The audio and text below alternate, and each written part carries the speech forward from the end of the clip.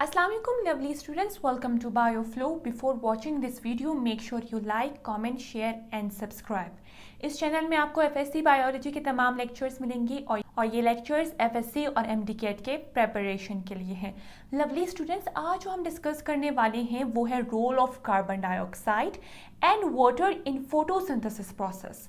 यानी carbon dioxide का क्या रोल है और वाटर का क्या रोल है फोटोसिंथेसिस के प्रोसेस में। लवली स्टूडेंट्स, फोटोसिंथेसिस प्रोसेस एक ऐसा प्रोसेस होता है जिसमें प्लांट्स जो है कार्बन डाइऑक्साइड को यूज करते हैं, वाटर को यूज करते हैं और सनलाइट को यूज करते हैं ताकि किस चीज की प्रोडक्शन कर सके, हम कहेंगे ग्लूकोज और ऑक्सीजन की जो है प्रोडक्शन होती है इस प्रोसेस में। अगर हम फोटोसिंथेटिक इक्वेशन को समझेंगे, हम कहेंगे इस प्रोसेस में, कौन से प्रोसेस में, फोटोसिंथेसिस के प्रोसेस में 6 कार्बन डाइऑक्साइड जो होते हैं वो रिएक्ट करते हैं 6 वाटर के मॉलिक्यूल के साथ और in the presence of sunlight किसकी प्रोडक्शन होती है, ग्लूकोज की प्रोडक्शन होती है और साथ साथ ऑक्सीजन की भी प्रोडक्शन होती है। लवली स्टूडेंट्स, अगर हम सबसे पहले रोल ऑफ कार्बन डाइऑक्साइड को डिस्कस करें कि कार्बन डाइऑक्साइड का क्या रोल है फोटोसिंथेसिस में, हम कहेंगे कार्बन डाइऑक्साइड क्यों इंपॉर्टेंट है।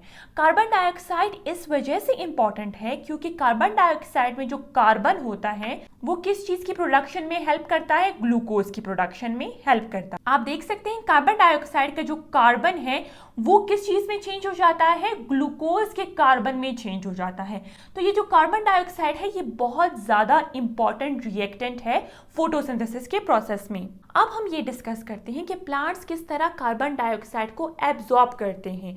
हम कहेंगे कार्बन डाइऑक्साइड की जो एब्जॉर्प्शन है वो टेरेस्ट्रियल प्लांट्स में अलग किस्म की होती है और इक्वेटिक प्लांट्स में अलग किस्म की होती है। अगर हम सबसे पहले कार्बन डाइऑक्साइड की एब्जॉर्प्शन टेरेस्ट्रियल प्लांट्स में डिस्कस करें, आप देख सकते हैं इस लीफ ने जो है एटमॉस्फेरिक कार्बन डाइऑक्साइड को, एटमॉस्फेरिक कार्बन डाइऑक्साइड का मतलब है वो कार्बन डाइऑक्साइड जो एयर में प्रेजेंट होता है उसको जो है एब्जॉर्ब किया। अगर हम कार्बन डाइऑक्साइड की परसेंटेज की बात करें कि एयर में कितना परसेंट कार्बन डाइऑक्साइड प्रेजेंट होता है, हम कहेंगे 0.03% से लेकर 0.04% तक जो है कार्बन डाइऑक्साइड एयर में प्रेजेंट होता है। और ये एक ऐसा क्वेश्चन है जो अक्सर एमडीकेट में जो है रिपीट होता है, पर स्टूडेंट्स जो होते हैं वो इजी क्वेश्चन में ही कंफ्यूज हो जाते हैं। लवली स्टूडेंट्स, हम कहेंगे कार्बन डाइऑक्साइड जो है प्लांट सेल के अंदर जो है इंटर होगा थ्रू स्टोमेटा, ठीक है।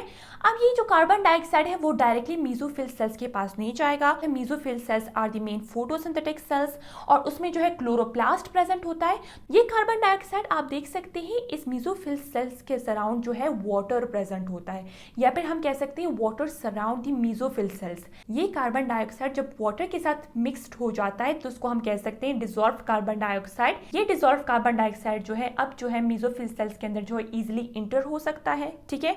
और आप देख सकते हैं मेसोफिल सेल्स से जो है ये क्लोरोप्लास्ट की तरफ जो है, जो ग्रीन स्ट्रक्चर्स मैंने ड्रॉ किए ये क्लोरोप्लास्ट है। ये कार्बन डाइऑक्साइड जो है क्लोरोप्लास्ट के पास आ गया। आपको पता होना चाहिए क्लोरोप्लास्ट में कौन सा प्रोसेस होता है, फोटोसिंथेसिस का प्रोसेस होता है। इसको समझाने का मकसद ये था कि कार्बन डाइऑक्साइड जो है डायरेक्टली मेसोफिल सेल्स के पास नहीं जाएगा बल्कि ये वाटर में डिसॉल्व हो जाएगा, जिसको हम कह सकते हैं डिसॉल्व कार्बन डाइऑक्साइड। अब जो है ये इजीली मेसोफिल सेल्स के अंदर जो है इंटर हो सकता है। अगर हम इक्वेटिक प्लांट्स की बात करेंगे, हम कहेंगे इक्वेटिक प्लांट्स वो प्लांट्स होते हैं जो वाटर के अंदर प्रेजेंट होते हैं। हम कहेंगे क्योंकि ये इक्वेटिक प्लांट्स है तो ये वाटर के अंदर प्रेजेंट होता है तो कार्बन डाइऑक्साइड जो है वाटर में डिसॉल्व्ड फॉर्म में प्रेजेंट होता है, तो ये प्लांट्स जो है डिसॉल्व्ड कार्बन डाइऑक्साइड को एब्जॉर्ब करेंगे। और कुछ प्लांट्स जो है इस कार्बन डाइऑक्साइड को कार्बोनेट्स के फॉर्म में एब्जॉर्ब करती है।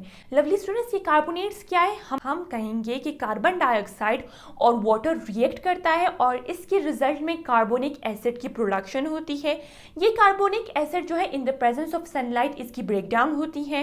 ये कार्बोनिक एसिड जो है बाइकार्बोनेट में और कार्बोनेट में चेंज हो जाता है। तो प्लांट्स जो होते हैं, स्पेशली कौन से प्लांट्स, इक्वेटिक प्लांट्स होते हैं, वो कार्बन डाइऑक्साइड को कार्बोनेट्स के फॉर्म में और बाइकार्बोनेट्स के फॉर्म में जो है एब्जॉर्ब करती है और एब्जॉर्ब करने के बाद जो है फोटोसिंथेसिस का प्रोसेस होता है इक्वेटिक प्लांट्स में। अब हम लवली स्टूडेंट्स डिस्कस करेंगे कि वाटर का क्या रोल है फोटोसिंथेसिस के प्रोसेस में।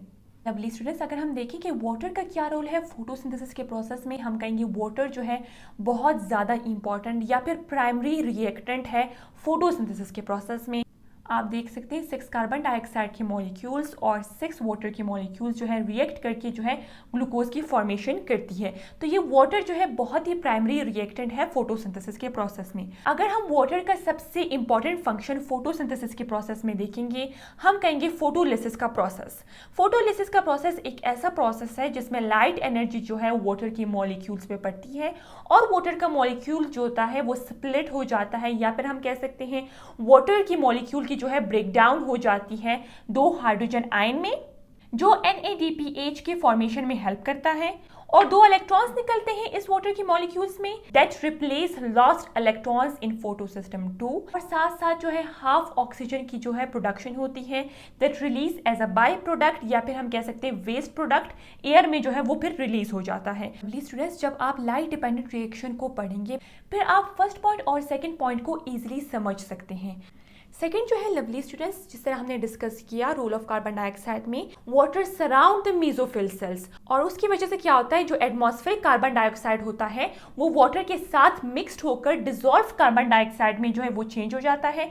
फिर ये कार्बन डाइऑक्साइड जो है मेसोफिल सेल्स जो फोटोसिंथेटिक सेल्स होते हैं जिसके अंदर क्लोरोप्लास्ट प्रेजेंट होता है, तो ये डिसॉल्व कार्बन डाइऑक्साइड जो है क्लोरोप्लास्ट में इजीली इंटर हो सकता है और फोटोसिंथेसिस का प्रोसेस हो सकता है। लवली स्टूडेंट्स, अब हम एक बहुत ही इंपॉर्टेंट एक्सपेरिमेंट को डिस्कस करेंगे जो है वेन नेल्स एक्सपेरिमेंट।